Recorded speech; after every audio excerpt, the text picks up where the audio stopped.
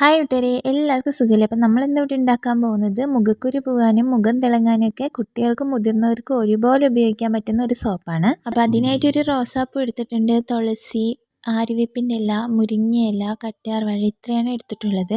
റോസാപ്പൂവൊക്കെ ഓപ്ഷണലാണ്, ഉള്ളവർക്ക് ഇട്ടാൽ മതിയാവും. ഇതെല്ലാം കൂടി ഒരു ജാറിലേക്ക് ഇട്ട് കൊടുക്കുക. ഇനി അതിലേക്ക് 1 സ്പൂൺ കസ്തൂരി മഞ്ഞൾപ്പൊടിയാണ് ഞാൻ ചേർത്ത് കൊടുക്കുന്നത്.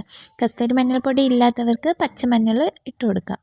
പിന്നെ റോസ് വാട്ടർ ഒരു 3 സ്പൂൺ ഒഴിച്ചു കൊടുക്കുന്നുണ്ട്. അതുപോലെ ഗ്ലിസറിൻ ഒരു സ്പൂൺ ഒഴിച്ചു കൊടുക്കുന്നുണ്ട്. ഗ്ലിസറിനും റോസ് വാട്ടറും റോസും എല്ലാം ഓപ്ഷണലാണ്. ഇനി അതൊന്ന് അരച്ച് മാറ്റി വയ്ക്കാം.